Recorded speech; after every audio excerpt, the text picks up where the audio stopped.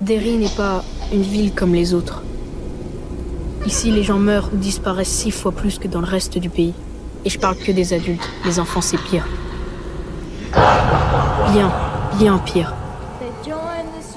La peur. Elle se répand sur tout ce qu'elle touche, comme la brume.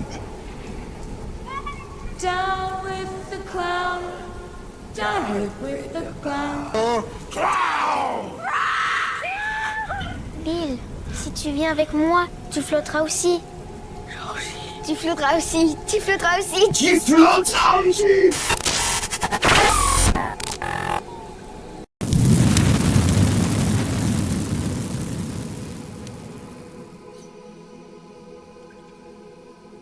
Et bienvenue à toutes, bienvenue à tous dans un nouveau podcast de la bande du Blabla Show.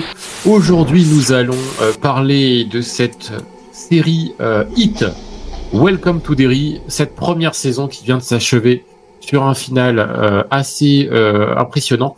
Et concrètement, aujourd'hui, avec moi, Patrick, pour parler justement de cette première saison qui a été assez surprenante et ma foi, pour les fans de l'univers de Stephen King que nous sommes, était assez intéressant, je dois dire. Comment vas-tu, Patrick ? Écoute, ça va très bien, et puis merci pour cette invitation à parler de ce Welcome to Derry, parce qu'effectivement, je pense qu'il y a beaucoup de choses à dire. Merci à toi.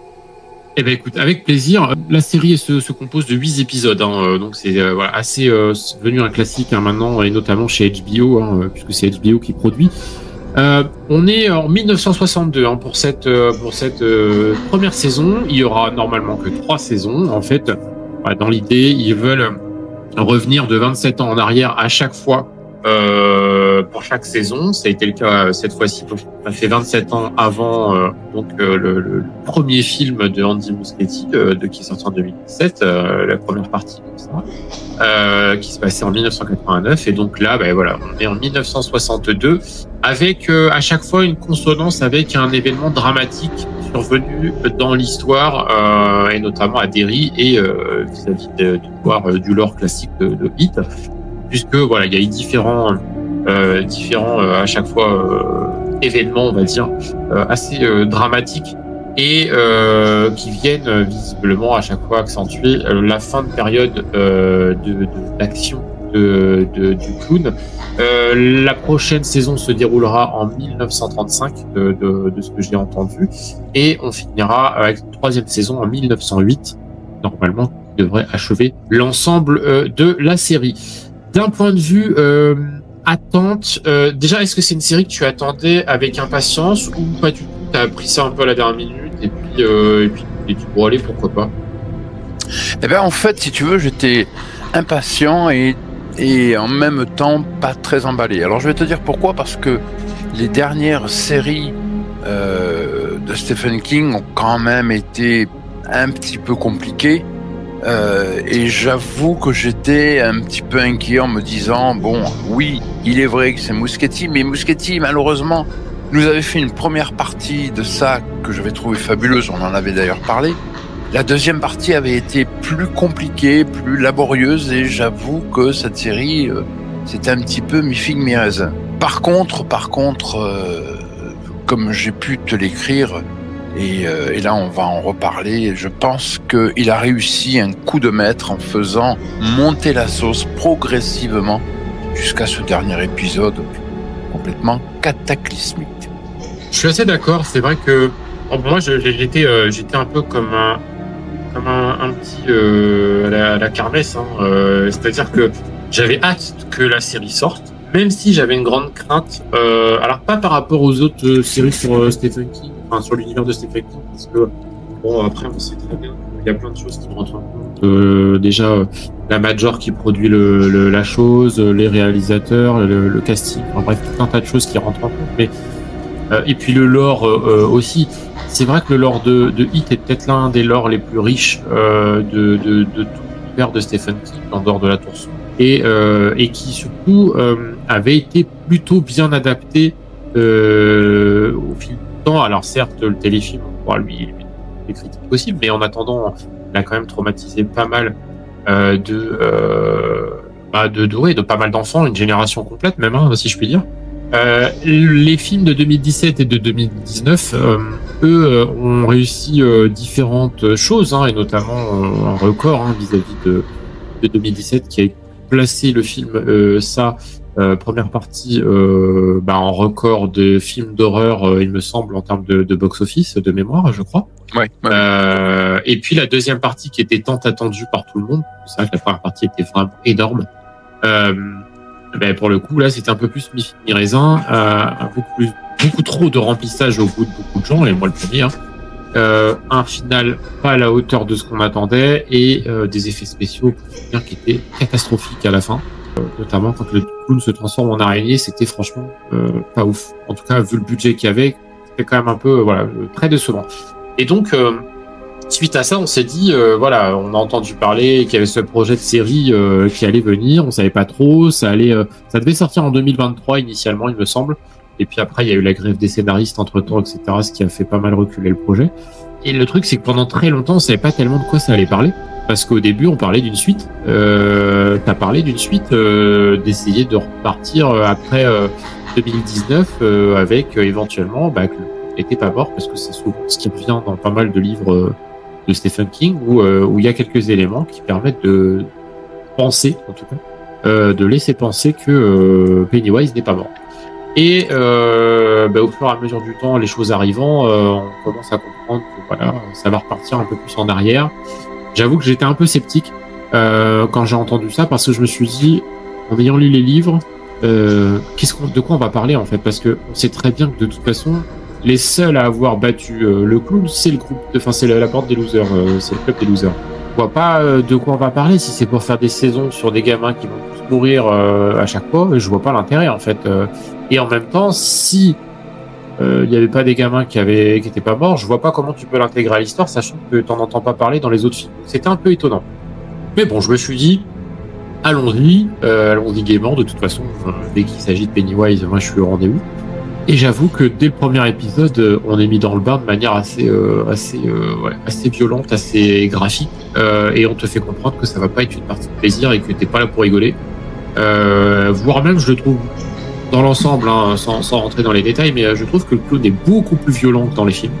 En tout cas, il est beaucoup plus violent, beaucoup plus sadique au début. Et les choses se stagnent au bout d'un moment, ce qui est un peu bizarre, mais bon, ça, on en reparlera en partie spoil. Quand tu vois le premier épisode, qu'est-ce que tu peux être que t'es rassuré, toi, ou au contraire, tu te poses des questions? Alors, je me pose des questions parce que le premier épisode est, en tout cas, très souvent, lorsqu'on commence une série, ça monte crescendo. Là, dès le premier épisode, on t'en met plein la vue, quoi, avec des scènes, on va pas spoiler tout de suite, mais avec 2-3 scènes qui sont, en tout cas, d'un niveau horrifique qu'on n'avait pas vu depuis très très longtemps dans une série, quoi.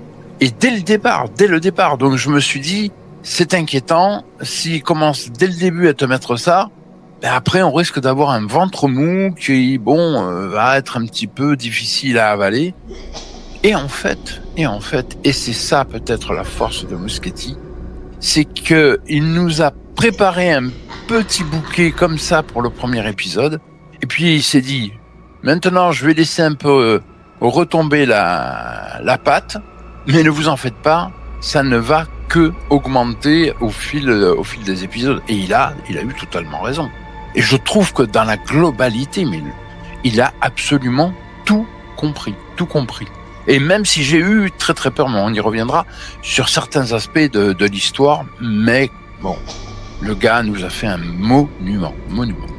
Ouais, je suis assez d'accord. C'est vrai que pour le coup, c'est une série qui arrive à t'emporter, en tout cas quand t'es fan de la saga, de tout ce qui se tourne autour de l'histoire de Derry et de Pennywise. Là, je trouve qu'il a quand même mis des petits plats dans les grands. Peut-être de manière un peu moins équilibrée selon les épisodes, mais à la rigueur, il n'y a pas vraiment de ventre mou. C'est assez intéressant parce que du coup, on apprend des choses aussi sur l'histoire de Derry, sur certains personnages. Ça raccroche les wagons avec aussi les films. Donc c'est quand même assez intéressant de se dire, en effet, en fait, ça se tient. ça se tient. Alors oui, il y a quand même pas mal d'interrogations. Moi, je ressors quand même avec pas mal de questions auxquelles j'ai pas les réponses. Donc ça, c'est un peu frustrant quand c'est comme ça. Mais dans l'ensemble, je trouve que aussi bien d'un point de vue CGI, etc., ça passe. Alors je sais pas si les CGI seront, on va dire, bons sur du très très long terme, parce qu'il y avait des moments où les CGI étaient peut-être un peu abusés, parfois même à la limite de l'animation PlayStation 5, quoi. Mais c'était pas la majorité. Voilà, quand même, il y a eu des choses qui étaient quand même assez intéressantes. Et c'est quand même là, encore une fois, où on se dit, c'est quand même assez fou quand même de se dire, on n'a pas, quand on fait pas d'effets spéciaux, on va dire en practical, c'est quand même pas la même qualité, sachant que dans les deux premiers films, ils avaient fait en sorte d'avoir un maximum de practical, en tout cas possible pour l'époque. Et je crois que c'était le deuxième film était d'ailleurs le film dans lequel il a été utilisé le plus grand nombre de litres de sang. Dans un film, donc voilà, c'est dire à quel point voilà ils avaient mis le paquet là-dessus. Mais bon, en tout cas, dans l'ensemble, très bonne série à mon sens. Hâte d'avoir la suite du coup, hein, parce que pour le coup, j'ai hâte de voir comment on va raccrocher les wagons avec 1935. Ce qui est intéressant, c'est que dès cette première saison, ils ont intégré des flashbacks avec 1935 et 1908. Donc déjà, ils ont déjà mis des personnages en place. Je pense qu'on va aller vers ces personnages-là, notamment en 1908 avec Rose et le futur général Francis Shaw. Je vois pas comment ça pourrait être autrement, en tout cas, sinon ce serait dommage. Pareil pour 1935, on sait que ça va tourner autour de la mort de la bande elle là, dont on voit la voiture criblée de balles, etc., et qui est repêchée en 1962. Donc voilà, ils ont déjà fait le lien avec ça. J'espère qu'on aura aussi des liens avec la grand-mère de Dick Hallorann, ou même Dick Hallorann tout court, parce que ce serait pas con de venir l'intégrer. On sait qu'elle avait beaucoup moins de pouvoir que son fils, mais ça serait peut-être intéressant d'y découvrir peut-être un lien avec la grand-mère ou Dick Hallorann jeune. Bon, ça, pourquoi pas, admettons. Ça pourrait être intéressant à voir. Mais c'est vrai que, ouais, moi j'ai quand même hâte d'en savoir plus, d'aller plus loin encore, d'apprendre de nouvelles choses, voir comment ils vont nous surprendre avec quelques infos. Il y a quand même eu pas mal de twists et de easter eggs intéressants. Ça n'a pas parlé que de ça, justement. C'est aussi ça, la puissance de cette série, c'est que on a commencé à ouvrir les vannes du Stephen King Universe, Patrick.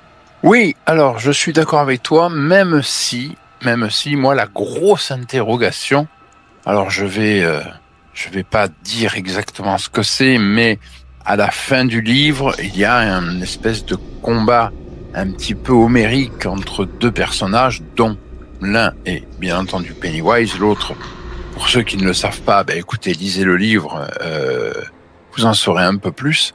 Et j'ai peur que ce personnage ou cette chose, cette créature, appelle-la comme tu veux, ne fasse pas partie de la série parce que très compliqué à mettre en œuvre, très compliqué à expliquer. Donc bon, allez hop, parce que quand on regarde bien dans la série qu'on a vu, Welcome to Derry, on sait pas grand-chose en fait. On t'explique que c'est une météorite qui s'est écrasée, etc., mais d'où elle vient, comment, pourquoi, c'est le flou artistique, tu vois. Et j'ai peur que ça reste un petit peu dans ce flou-là, ce qui, d'une certaine manière, permet aux scénaristes comme ça de pas trop plonger dans des choses qui deviendraient compliquées à réaliser pour les effets spéciaux. Et puis ça simplifie aussi un peu plus l'histoire. Néanmoins, on parle de ça parce que c'est quand même le but premier. Et dans ce but-là, il est difficile de ne pas parler de la fin du livre. Et cette fameuse fin qu'on n'a absolument pas eue dans la deuxième partie des deux films réalisés par Muschietti. J'aimerais bien quand même que dans la série, à un moment, il développe un petit peu ça quand même, parce que c'est très très important aussi.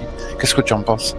Oui, alors c'est un peu la problématique moi qui me gêne vis-à-vis du lore original du film, du livre, pardon. J'avoue que ça a été a été un peu ma déception, notamment sur le deuxième film. On n'arrive pas à totalement raconter l'histoire de Stephen King, en fait. Alors, sans doute pour des problématiques techniques et budgétaires, je pense que, pour le coup, voilà, je pense que la problématique, elle est là. Hein. Clairement, adapter du Stephen King aujourd'hui, c'est quand même, si tu adaptais du Lovecraft, c'est quand même très compliqué parce que c'est très graphique, il y a beaucoup de choses à en dire. Mais j'avoue que j'étais déçu par ça, et notamment par la fin.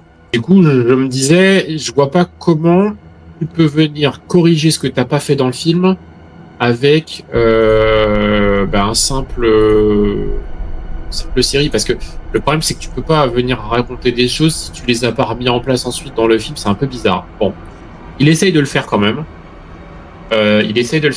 Mais pour moi, il y a des choses qui manquent. Et c'est vrai que, notamment ce combat mental entre les protagonistes et l'antagoniste dont tu parlais tout à l'heure, à la fin du livre, aidé par une autre entité dont on n'entend jamais parler dans les films, alors qu'il a une place hyper importante dans le livre.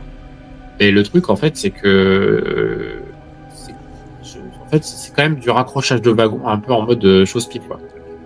Donc, j'avoue que je sais pas trop comment ça va se passer au fur et à mesure. C'est quand même intéressant malgré tout, parce que je me dis que oui, il y a encore plein de choses à aborder, mais le truc, c'est est-ce que on va vraiment y aller? Donc j'avoue que j'ai hâte d'en savoir plus. C'est pour ça que je veux vraiment en savoir plus, parce que c'est vrai que pour le coup, quand tu fais le calcul de tout ça, tu te dis il y a quand même beaucoup de choses qui sont laissées de côté. Maintenant, est-ce que ça va le faire ou pas? Bon, je sais pas. Moi, j'avoue que j'ai quand même hâte malgré tout de la suite, et même si ça va ignorer certains trucs. Maintenant, comme je disais, ça raccroche quand même pas mal les wagons avec l'univers de Star Trek. Il y a pas mal de choses, moi, des rêves, des easter eggs, des clins d'œil, enfin tout ce qu'on veut, qui sont faites à pas mal d'histoires de Stephen King, et ça, c'est plutôt intéressant. J'avais même des théories sur le sujet, avec des regroupements avec certaines autres histoires. C'est d'ailleurs le cas. Hein. On parlait de Dick Hallorann tout à l'heure. Pour ceux qui connaissent bien l'univers de Stephen King, Dick Hallorann, c'est le cuisinier en chef de l'hôtel Overlook dans Shining, qui possède le Shining et qui va expliquer à Danny dans Shining, entre guillemets, comment se servir du Shining. En tout cas, de ce que ça peut être brièvement. Dans le film, c'est très peu abordé. Dans le livre, c'est un peu plus important. Et d'ailleurs, dans Dr. Sleep, il y a aussi un passage là-dessus. Et du coup, on voit que déjà le Shining est présent. Et en même temps, c'est logique, parce que dans le livre, il faut quand même rappeler que le club des losers, quand ils sont ensemble, ils possèdent le Shining. En réalité. Et c'est d'ailleurs ce qui va leur permettre de se confronter et de ne pas mourir vis-à-vis de Pennywise, entre guillemets, quand ils sont ensemble. Donc, hâte de voir ce que ça va donner ensuite, comme je t'ai dit. Hein, voilà, c'est très intéressant malgré tout. Et avec des petites réserves, des petites choses, moi, qui me restent un peu quand même sur le cœur. J'aimerais bien qu'il y ait un peu plus de choses à dévoiler. Enfin bref, à voir par la suite. Bah, si tu veux, pour rentrer, si tu es un tout petit peu plus dans les détails, mais très légèrement, donc ce fameux Pennywise, bon, on ne sait pas réellement qu'est-ce que c'est, d'où il vient, bon, ça, ok, pourquoi pas. Néanmoins, il y a quand même un moment où, si tu veux, bon, attention, spoil, où sa tête s'ouvre pour laisser la place à une espèce de gouffre lumineux, on va dire ça comme ça, qui arrive à un petit peu hypnotiser les gens, quel que ce soit les enfants ou les adultes d'ailleurs. Mais ça, on sait rien en fait là-dessus. Tu vois ce que je veux te dire? On ne sait strictement rien. Alors, d'accord, je conçois, ça peut être aussi développé plus tard, pourquoi pas. Mais j'aurais quand même aimé, au moins dans cette série, un minimum. Et là, à moins que j'ai raté quelque chose, ce qui est possible, j'ai vraiment l'impression que c'est le grand flou artistique. On ne sait rien. Qu'est-ce que de ton côté, est-ce que tu as senti, ou tu as eu l'impression quand même qu'il y avait un début d'explication? Encore une fois, ça fait partie de ces éléments qui, à mon sens, manquent cruellement, et qui auraient pu être peut-être un petit peu plus expliqués, parce qu'en plus, ils ont commencé à vouloir le faire quand même. Sur certains points, tu parlais d'une météorite, tout ça, oui. ça on le sait, mais on sait pas de quel type de météorite il s'agit. Voire même, on te dit même, alors attention spoil, hein, mais que, enfin, on te laisse entendre que Pennywise aurait été envoyé sur Terre parce qu'il a été puni. On a même à un moment donné, voilà, il fait carrément allusion au fait qu'il est un dieu dans la série, alors que bon, on les livre pas du tout. Enfin, c'est un peu plus compliqué que ça. Donc c'est pour ça qu'il y a des choses qui sont quand même assez complexes et dommages, parce que du coup il manque des choses. Il manque des choses et pour nous ça va. On est fan, on connaît par cœur. Enfin voilà, on sait exactement qu'est-ce qui quoi. Même si encore une fois le fait de prendre des libertés clairement avec l'histoire originale, forcément ça te met un peu en difficulté aussi, parce que du coup tu sais pas trop à quoi t'attendre. Mais pour le coup, ouais, c'est assez encore une fois c'est assez intéressant malgré tout. J'espère qu'on va avoir des réponses sur certaines choses. Mais bon, je pense que là, dans l'idée, le mieux ce serait quand même de partir en partie spoil. Qu'est-ce que t'en penses? Oui. Ah oui, tout à fait. Alors, j'ai deux questions donc à te poser. Et effectivement, ça tombe bien puisqu'on est dans la partie spoil. Ouais, partie spoil, les amis. Pour ceux qui, voilà, n'hésitez pas à revenir. Voilà. Si jamais vous n'avez pas tout vu, nous laisser un petit like avant de partir, et surtout revenez nous dire ce que vous aurez pensé par rapport à ce qu'on vous aura dit et ce que vous aurez vu. Que vous êtes d'accord, pas d'accord avec nous. N'hésitez pas. Allez, partie spoil. Oui. Alors, il y a deux choses. La première, c'est ce que va dire Pennywise à un moment. Je vous dis pas où, dans quel épisode, vous le verrez par vous-même. Mais il y a Pennywise dit à un moment, je suis le dévoreur de monde. Donc ça veut dire qu'il n'en est pas sa première itération. Il le dit dans le film. Mais il le dit dans la série. Ouais, il le dit dans la série, dans le dernier épisode, on va le dire. Voilà, effectivement. Donc de toute façon, voilà. Et dans le dernier épisode. Voilà, tout à fait. Et effectivement, je suis le dévoreur de monde. Donc, il n'est pas son premier coup d'essai, le gars, hein, apparemment. C'est ce qu'on comprend, en tout cas. Voilà. Donc, et là, la question est dévoreur de monde, très bien, ok. Alors, moi, ça m'a fait un peu sourire, bien sûr, parce que ça m'a fait penser à quelque chose de complètement différent. Et je vais aller chez Marvel, puisque c'est Galactus, hein, qui est un dévoreur de monde aussi. Exactement, ouais. Mais, il y a aussi le côté, et on y reviendra de toute façon dans cette partie spoil, c'est le côté dévoreur de monde. Mais dévoreur de monde, est-ce que ça serait pas des mondes parallèles, tu vois? Il y a ça aussi, parce que on va y venir, hein, de toute façon, avec la brume. Parce que alors moi, cette brume, d'ailleurs, tu le sais, hier soir, c'était le choc absolu, je m'y attendais pas. Exactement. Et moi, j'étais content. Hein. Ah mais c'est complètement fou, ça. Bon, il y a ce premier point. Et puis alors, il y a un truc. Est-ce que c'est voulu de la part de Muschietti ou pas? Ça, j'en sais rien. Mais cette fameuse dague qu'on voit assez souvent. Voilà, et qui va être très très très importante dans le dernier épisode, cette fameuse dague, où on se rend compte qu'en fait elle peut prendre possession de la personne qui la tient. Oui, et ça, un peu à la manière de l'anneau unique. Eh ben voilà, exactement. C'est-à-dire qu'au bout d'un moment, elle rend la personne un peu agressive, un peu voilà. Et c'est là où il y a un gros clin d'œil à la première, oui, à la bande des losers, donc au club des ratés, puisqu'il faudra qu'ils s'y mettent tous, voire même qu'il y ait un esprit qui revienne, donc l'esprit de Rich, qui vienne les aider en plus pour arriver à ne pas être transformé par cette dague, si je puis dire, psychologiquement parlant, et surtout à combattre l'énergie qui est mise aussi de façon à ce que justement en fait, il faut que cette dague soit plantée dans le sol à un certain endroit pour refermer la prison. Parce que voilà, on va quand même reprendre un peu dans le contexte. Quand Pennywise arrive sur Terre, il arrive à bord d'une... en fait, il était dans une sorte de prison tout autour de lui, une sorte de prison un peu cosmique, et qui, quand ça va s'écraser sur Terre, ça va faire une sorte de roche volcanique tout autour de lui, un peu comme une prison, qui va se casser un petit peu, mais qui fait que il ne peut pas sortir de cette zone-là, en fait, très clairement, au début. Après, il commence à réussir un peu à sortir. Alors, c'est là où c'est peut-être pas très clair à savoir comment il peut rester que dans les parages là où ça s'est écrasé, notamment dans la forêt, puisque c'est dans la forêt. Donc on voit des flashbacks de 1908 qui nous expliquent un petit peu tout ça.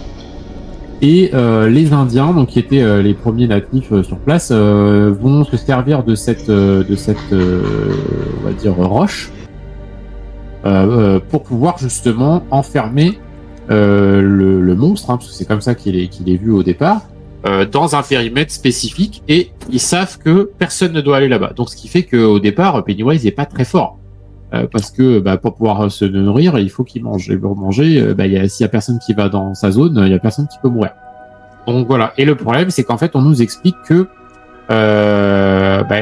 grosso modo, la tribu indienne sait tout ça, ils l'ont enfermé, mais par contre, les colons qui vont arriver, eux, ne savent pas tout ça. Et le problème, c'est que quand ils vont arriver, ils vont y aller sans savoir qu'il y a Pennywise qui les y attend, et en fait, il va tous les dévorer, ce qui fait qu'il va prendre une force un peu plus importante, parce que du coup, il aura réussi à se nourrir correctement.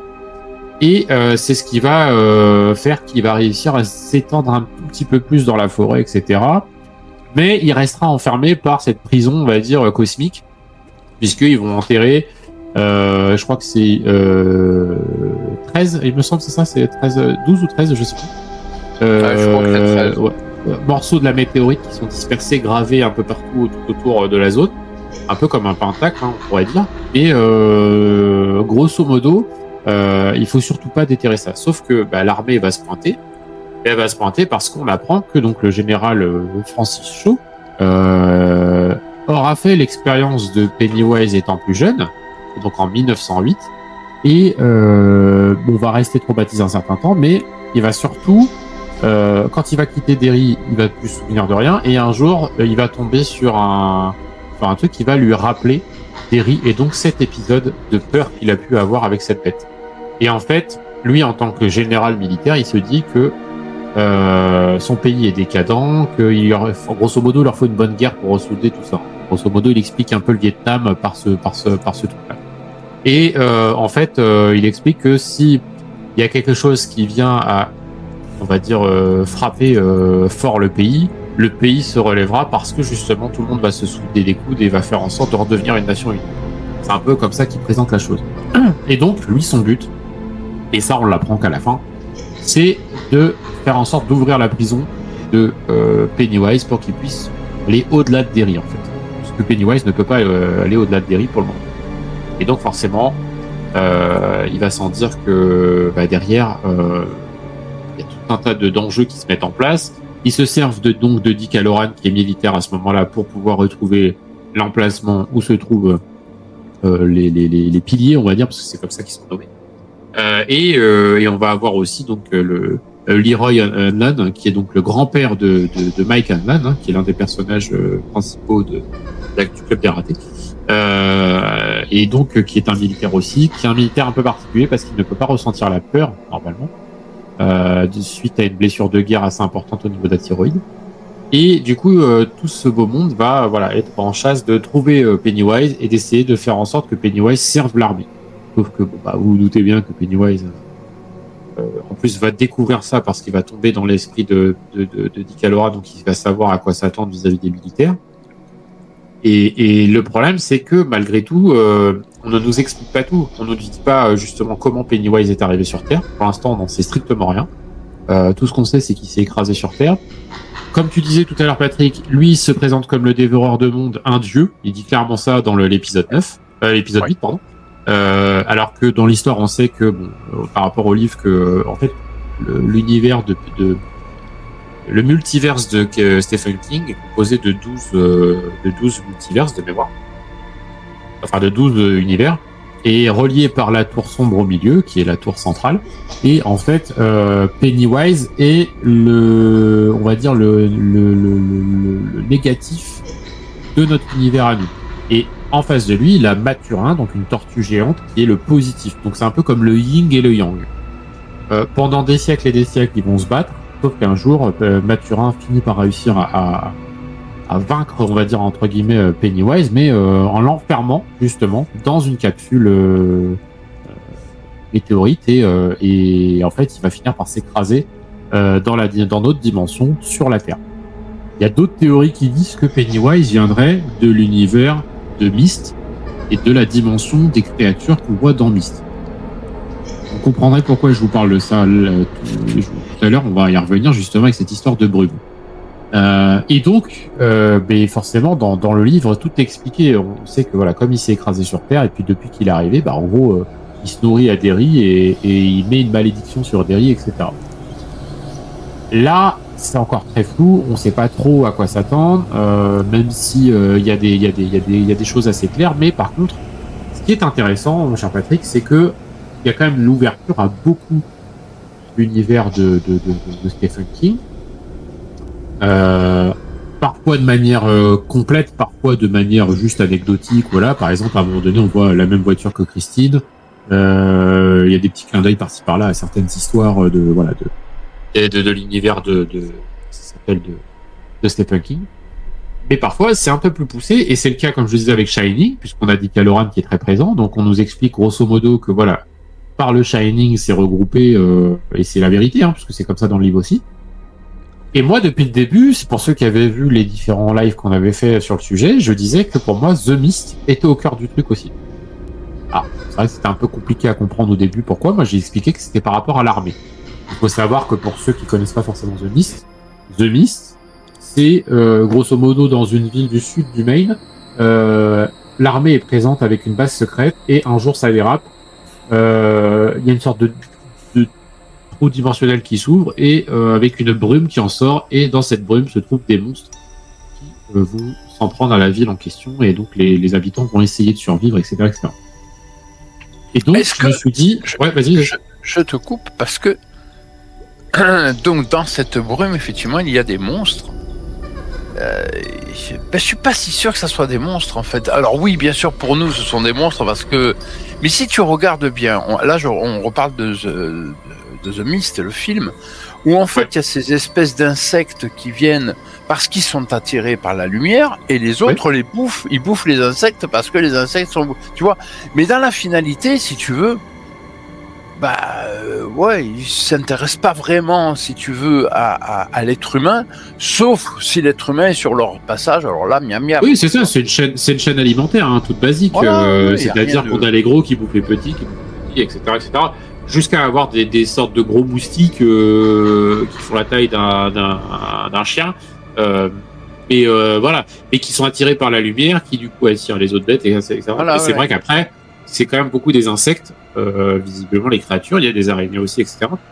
Et c'est aussi ça qui fait un peu le lien vis-à-vis de Pennywise, parce que Pennywise, sa forme normale, c'est une forme un peu d'araignée, grosso modo, hein, c'est un peu une forme arachnide. Et du coup, c'est pour ça que il y a des théories sur le sujet qui disent qu'il pourrait venir de cette dimension-là et que il a réussi à s'en échapper, etc., etc. Il s'est mis sur Terre pour se régaler, hein, et pour prendre le contrôle de la Terre. D'où le fait des dévoreurs de monde.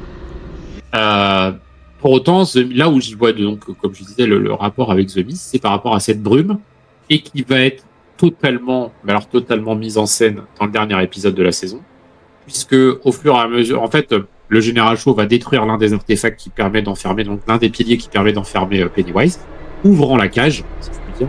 Et donc pendant ce temps, Pennywise peut en sortir. Mais avant d'en sortir, il va pas sortir tout seul, et c'est là où on a énormément de références à tout un tas de références de livres et d'histoires, comme le joueur de flûte, etc. Il va capturer un maximum d'enfants, et il va entre guillemets, les hypnotiser avec ses lueurs mortes, pour les transporter et partir avec sa petite calèche de Grimsou le clown, pour passer la frontière de cette cage, profiter du truc pour aller ailleurs, etc. Et c'est là où, donc, au passage, une brume s'ouvre, en fait, permet à Pennywise de pouvoir sortir en pleine brume, et donc, d'un coup, ça devient gelé. Enfin, c'est tout un système qui se met en place, mais en tout cas, voilà. D'un autre côté, il y a les personnages principaux, les adultes qui essayent de faire en sorte de bloquer Pennywise aussi, et en même temps l'armée. Et de l'autre côté, les enfants qui vont essayer de bloquer Pennywise grâce à cette dague, qui est une dague. En fait, la dague, c'est tout simplement un morceau de la météorite taillé en lame, gravé par les Indiens, et qui servira de fermeture du portail si jamais c'est bien fait. Donc, de ce côté-là, pour un lecteur averti, un fan de cette série, et surtout, comment dirais-je, quelqu'un qui a vu les films, on se doute bien que la prison a été refermée. C'est logique dès le départ.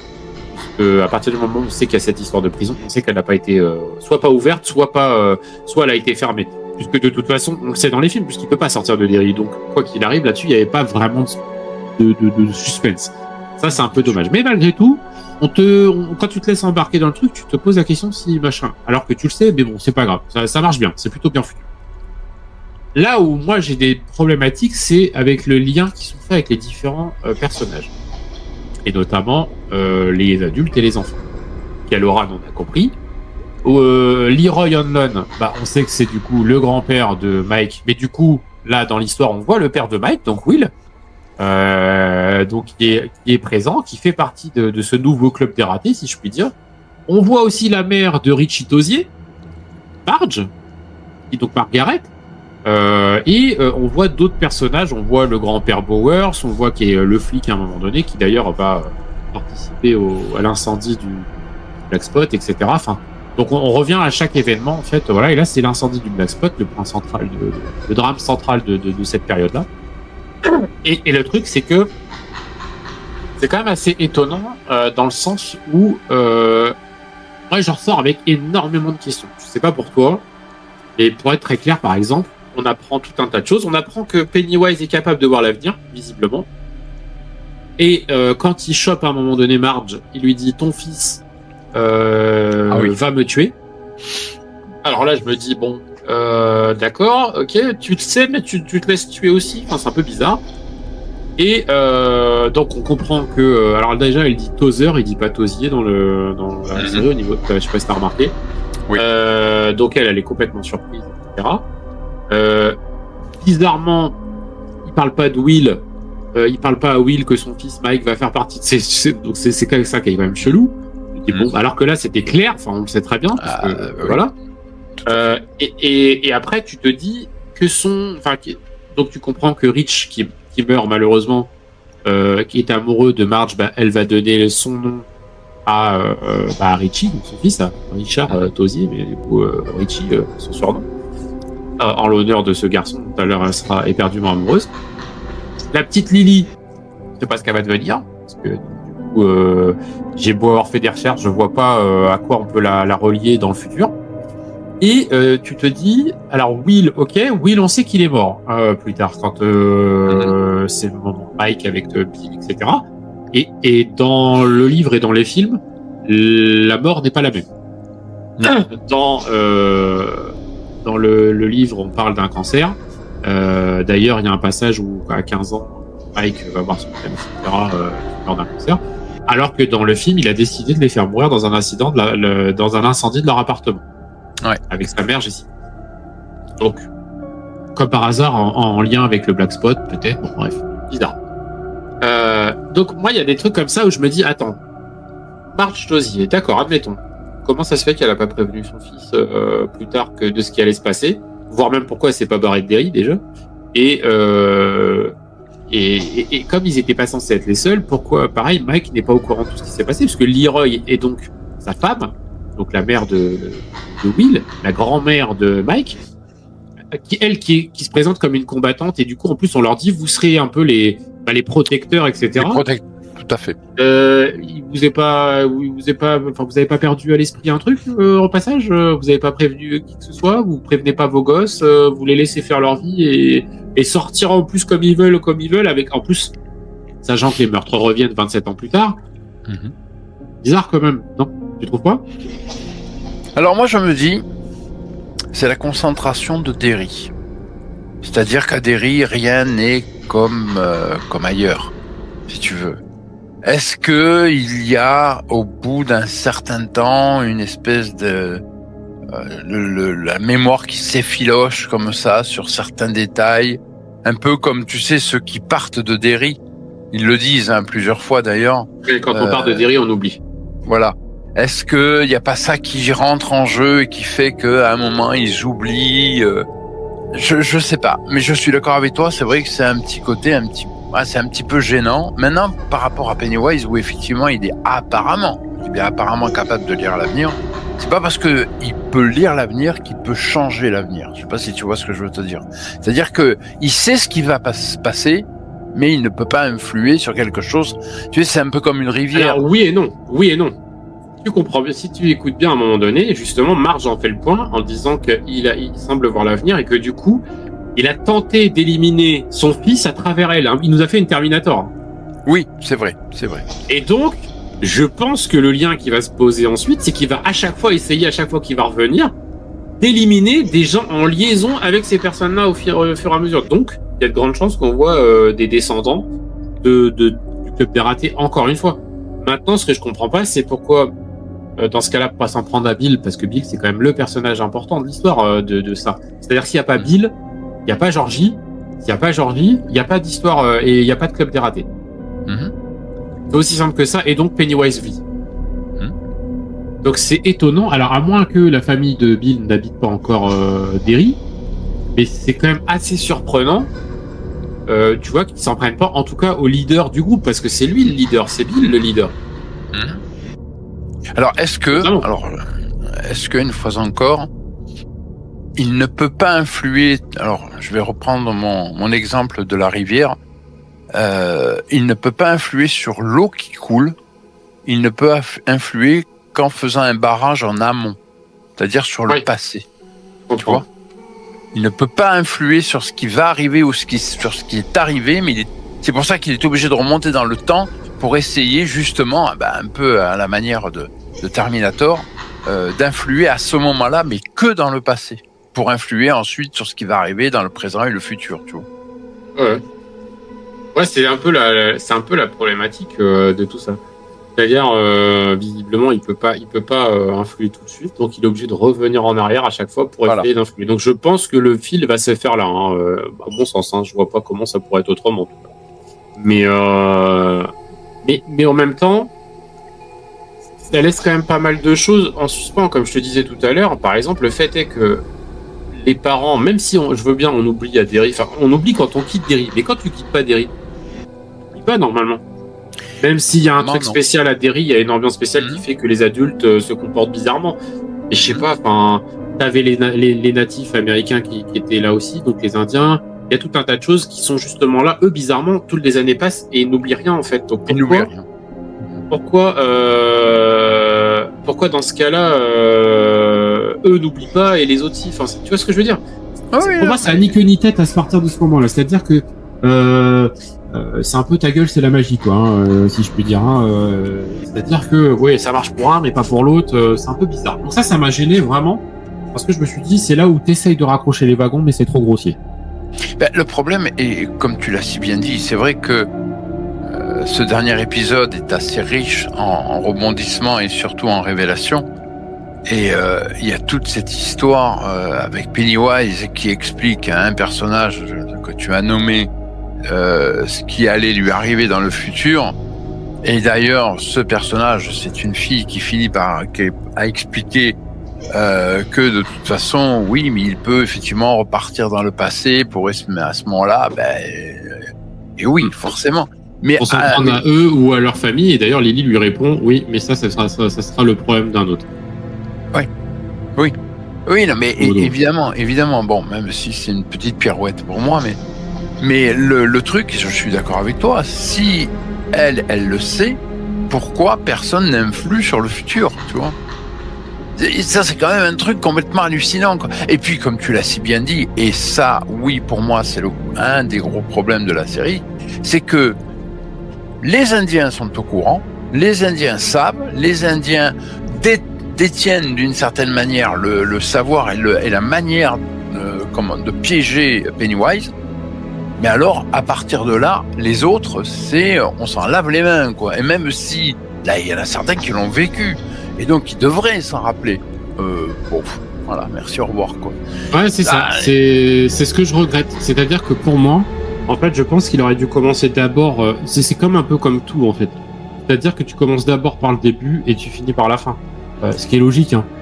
Et là, il a commencé par la fin, donc c'est-à-dire ces épisodes... ces deux films. Et maintenant, il essaye de raccrocher les wagons avec les films, mais ça passe pas parce que du coup, c'est pas clair en fait.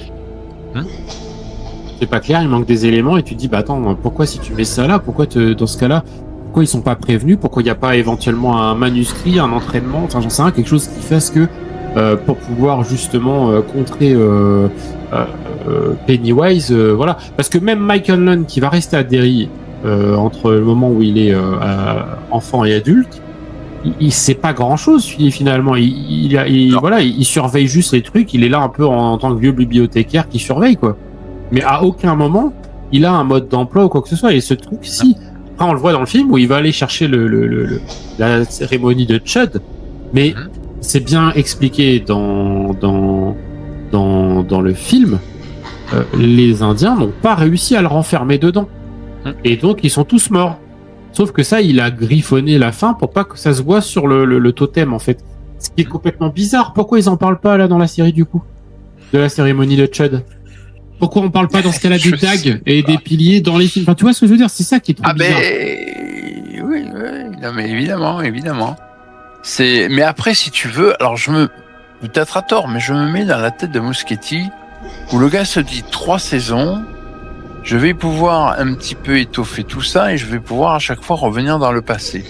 Le problème, j'ai 2 possibilités. Soit je commence par le plus loin, mais si je commence par le plus loin, ça veut dire qu'il va falloir que d'entrée, j'explique certaines choses par rapport à Pennywise, parce que ça, moi j'en démords pas, je suis persuadé que dans la dernière saison, il va bien falloir quand même qu'il essaie de nous donner une explication, même un petit peu farfelue, sur d'où il vient, comment et pourquoi. Après, ce qu'il le fera, c'est autre chose, mais en tout cas, moi, je vois ça comme ça. Et là, il a dû se dire, si je balance ça, c'est comme faire un feu d'artifice au bout de 3 minutes. Le feu d'artifice final arrive, d'où son nom, à la fin. Donc, je vais attendre d'arriver à la dernière série, la dernière saison, surtout, qui va, en fait, être le début de l'histoire pour mettre le paquet. Mais, et là, je te rejoins, à ce petit jeu-là, j'ai l'impression, tu sais, c'est comme une pelote de laine, où au bout d'un moment, il s'est un petit peu emmêlé avec cette pelote, il sait plus trop où est-ce qu'il en est, où est le début, où est la fin, enfin, et ça risque d'être de pire en pire. Mais après, peut-être je me trompe, j'espère me tromper. Ouais, je sais pas. Encore une fois, je sais pas du tout où ça va nous emmener, et ça fait partie de tes interrogations, que je me pose, et que voilà, j'aimerais bien en tout cas qu'on ait vraiment une histoire ou quelque chose qui nous soit vraiment expliqué, quoi. Pas cette soupe qu'on veut nous servir et qui, pour moi, me convient pas, parce que encore une fois, tu restes avec des éléments qui sont trop bizarres. Maintenant, après, pour le reste de la saison, il y a quand même des choses qui sont quand même assez bien faites. Je trouve que Pennywise est très violent dès le début. Mais alors méga violent, hein. C'est-à-dire que même dans le film, même dans les films, il est pas aussi violent que ça, quoi. Là, c'est va vraiment loin.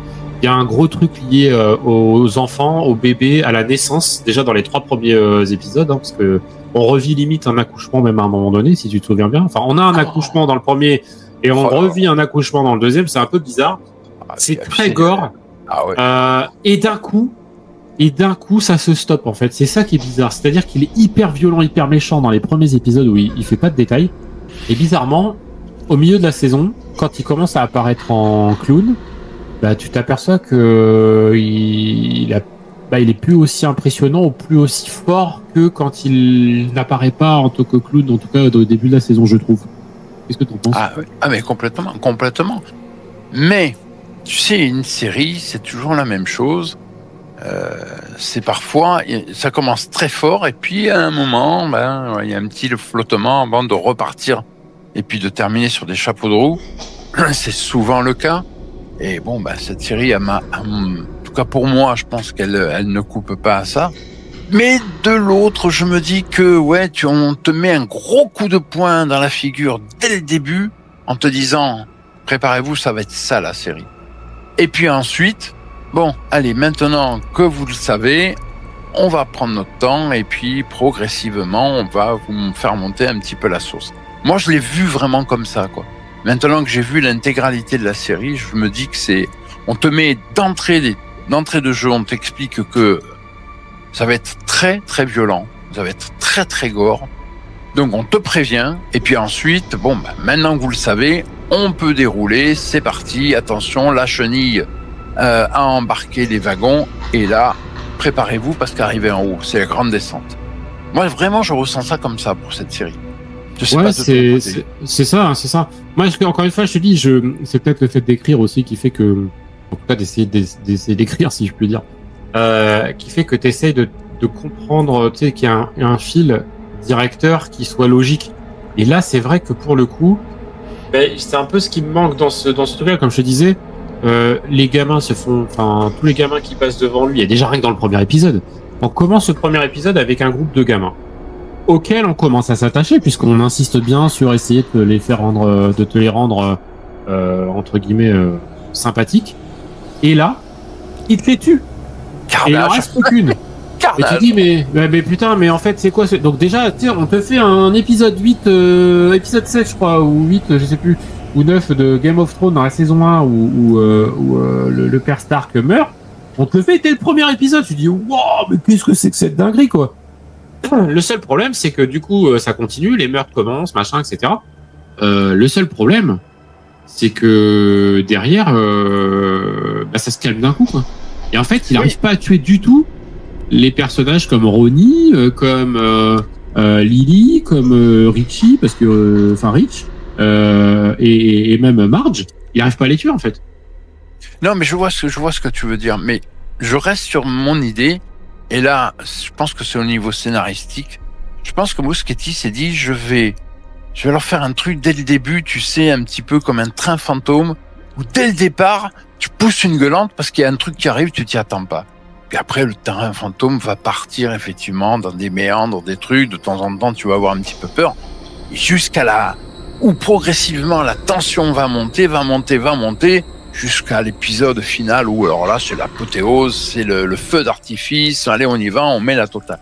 Mais c'est progressif. Mais dès le début, en tout cas, moi, je l'ai vraiment, maintenant que j'ai vu les 8 épisodes, je me dis que le premier épisode, il est là pour t'expliquer, te dire, les gars, je vous préviens, tout de suite, je vous mets les pieds sur la table, là, attention, préparez-vous, parce que c'est pas une série où vous allez franchement rigoler, quoi.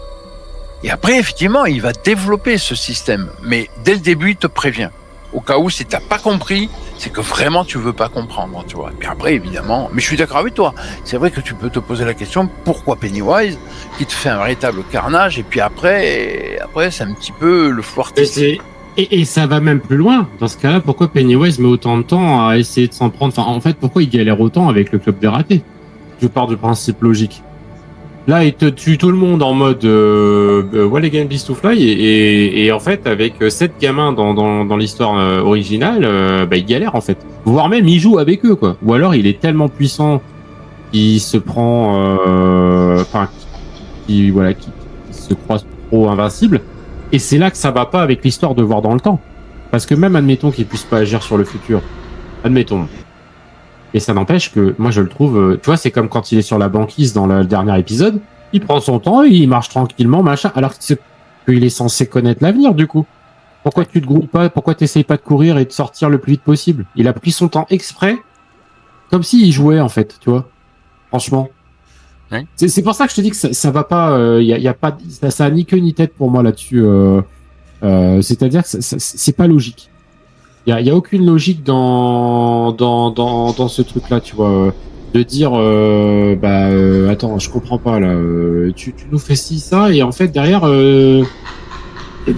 j'arrive vraiment pas à comprendre la logique de Muschietti là-dessus.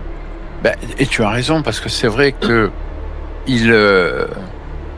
tu sais, un peu comme les enfants d'ailleurs, je pense que c'est voulu. Tu sais, il sautille comme les enfants, en fait, quand il est sur cette glace, il sautille comme les enfants. Et puis à un moment, il va se transformer parce que il prend conscience qu'il va falloir qu'il se grouille. Et là, tu te dis, ouais, attends, mon gars, mais tu nous fais comprendre que tu peux effectivement plus ou moins lire l'avenir.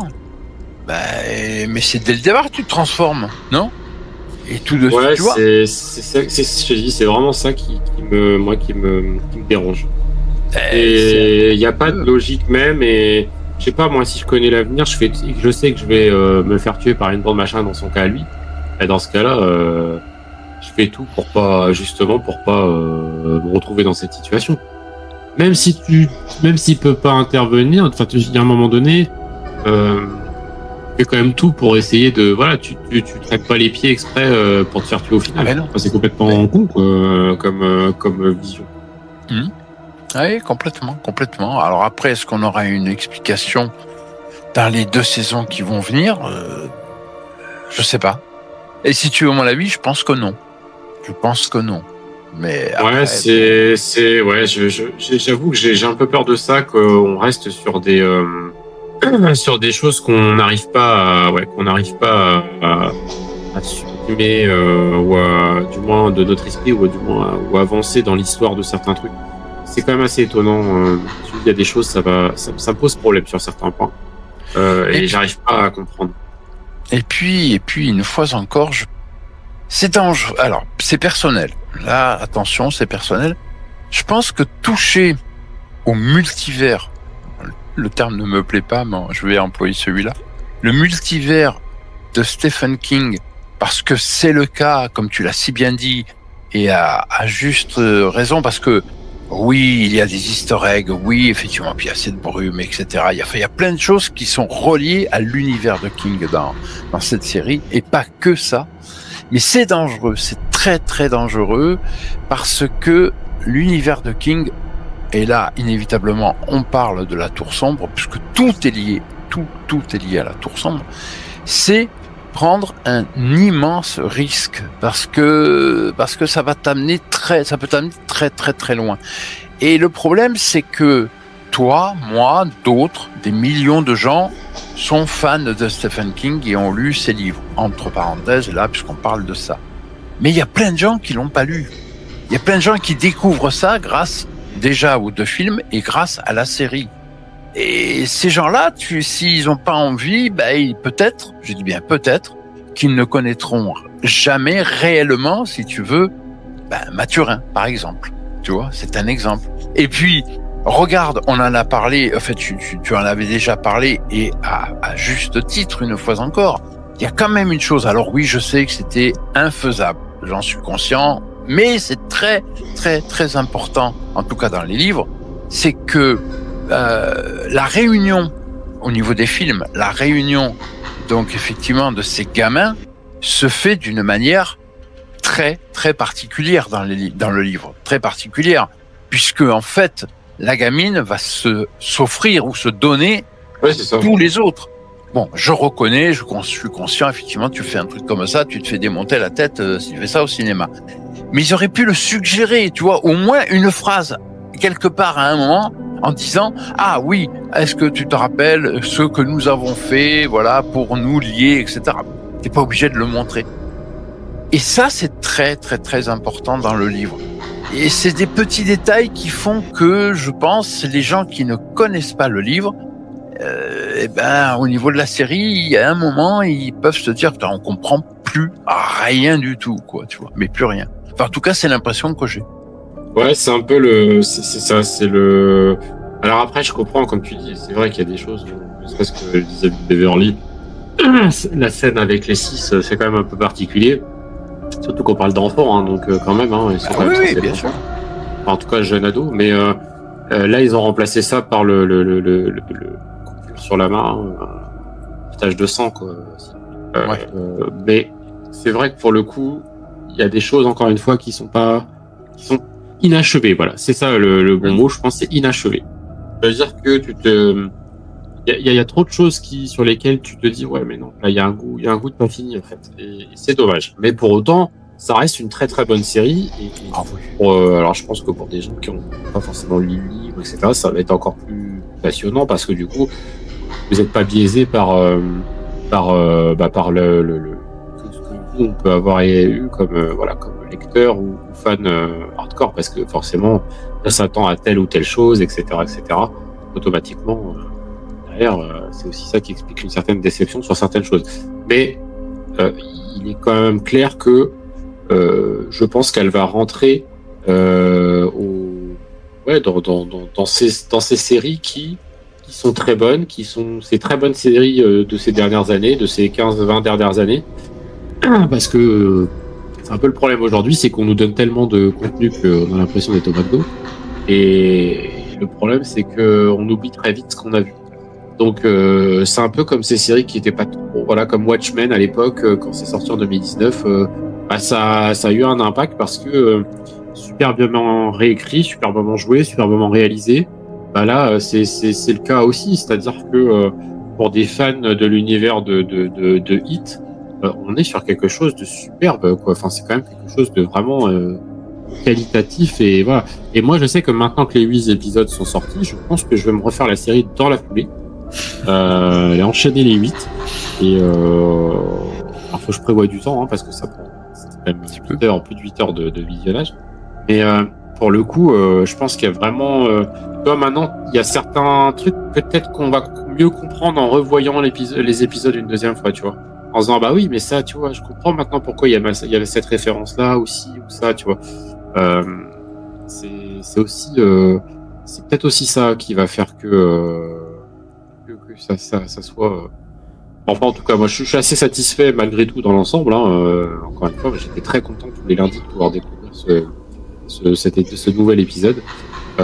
Et j'ose espérer que ça va continuer ainsi, nous transporter, hein, et clairement, et puis surtout dire, voilà, grosso modo, voilà où on veut vous emmener dans les futures saisons. Voilà. Mais en tout cas, je trouve, on va parler un petit peu de technique, je trouve que, parce que j'ai entendu ici et là comme quoi, ouais, Welcome to Derry, bon, bah, ça reste une série télé bien faite, mais bon, ça reste une série, on est très très loin de certains épisodes, et surtout des derniers épisodes de la saison 5 de Stranger Things. Eh ben, les kikis, je suis pas complètement d'accord. Alors oui, effectivement, c'est une série, premier épisode, et puis progressivement, mais c'est une série dont Muschietti, en fait, il est pas, alors, outre le fait de la violence et de l'horreur, ça c'est autre chose. Mais au niveau de la réalisation, je trouve que Muschietti va prendre son temps. Progressivement, il est en première, puis va passer la seconde, et progressivement, il va commencer à prendre de la vitesse. Et ce dernier épisode, je suis désolé, on n'est plus dans une série télé. On est au niveau qualitatif, en tout cas moi je l'ai ressenti comme ça, on est carrément, clairement dans la qualité d'un film pur, quoi. C'est-à-dire au niveau de la réalisation, c'est très très très impressionnant. Là aussi, j'ai entendu des choses assez hallucinantes en disant que les gamins jouaient faux. Eh ben, j'aimerais avoir le quart de la moitié, du tiers, du demi, du millième du talent qu'ils ont, quoi.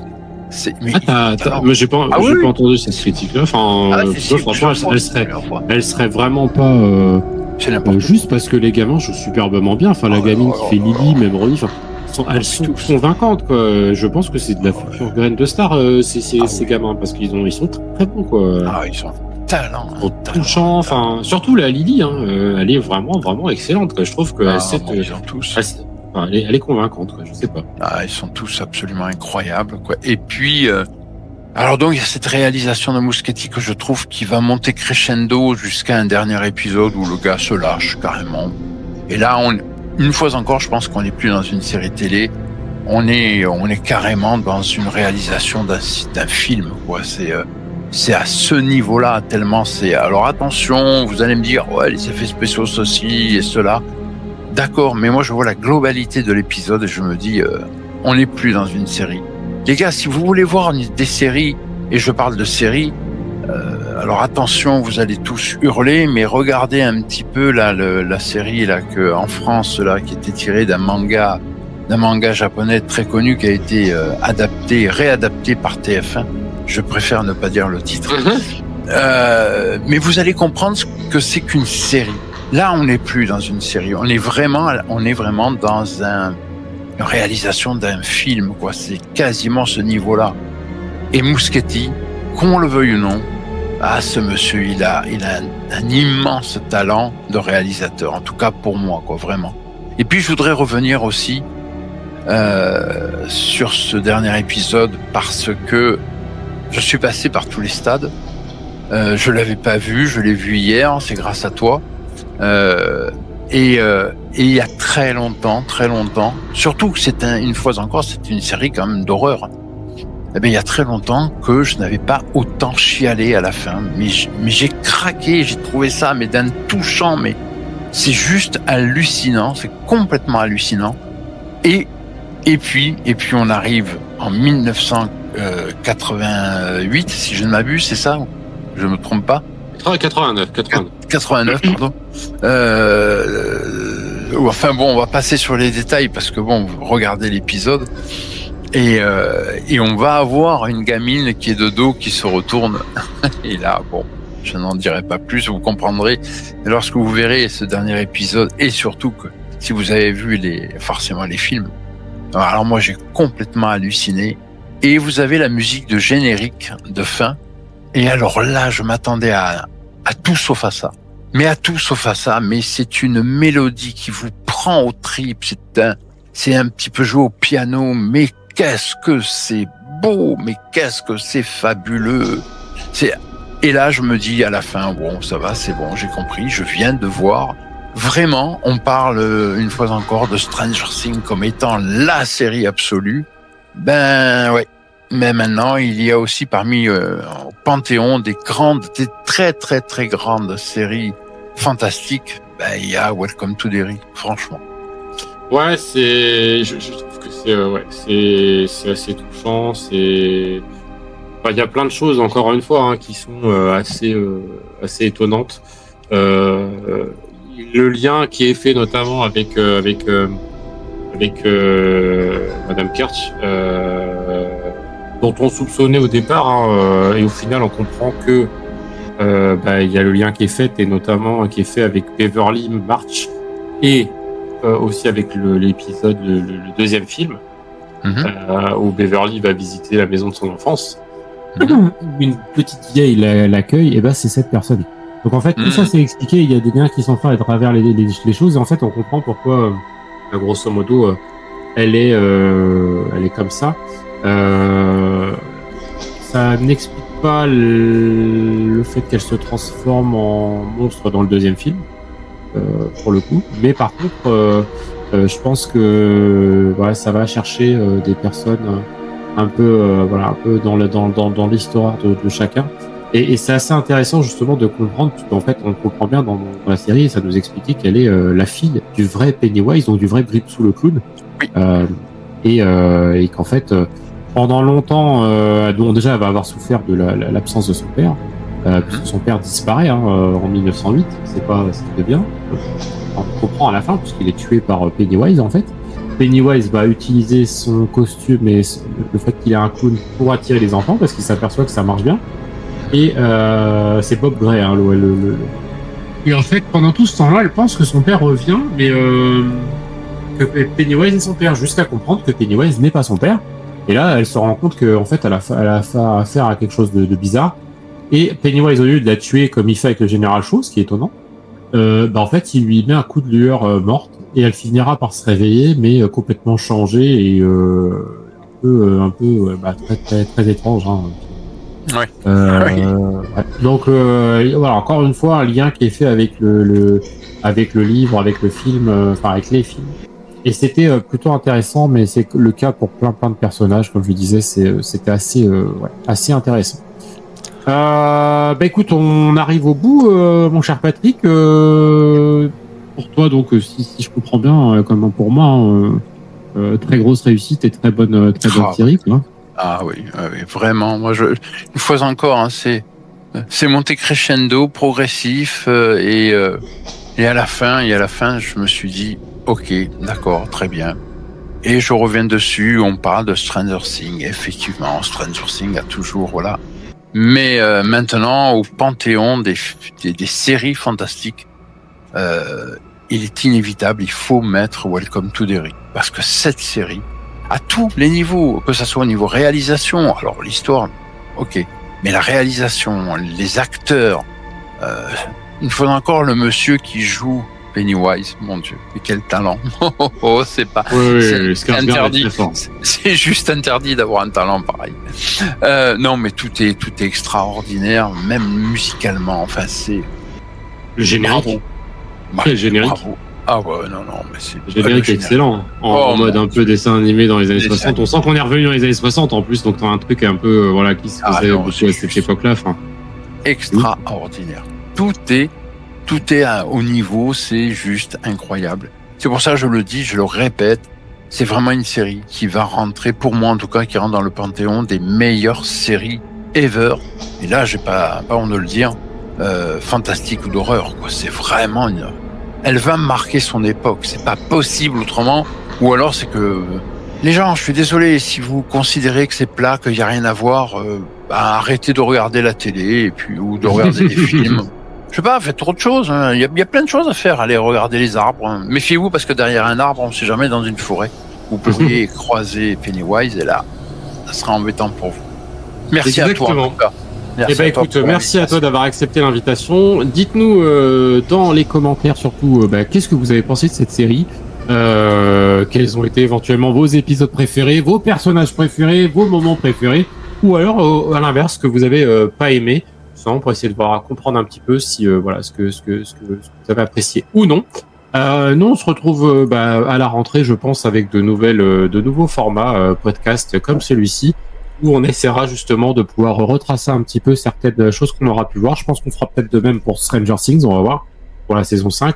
Mais en tout cas, d'ici là, si j'ai pas l'occasion de vous revoir, je vous souhaite de très bonnes fêtes de fin d'année à vous toutes et à vous tous. Profitez des vôtres, profitez de ce moment, on va dire, un peu magique qui est la fin d'année. Et on se revoit très prochainement sur la chaîne de la bande du Blabla Show. À bientôt, les amis. Salutations. Bye bye à tous. Ciao.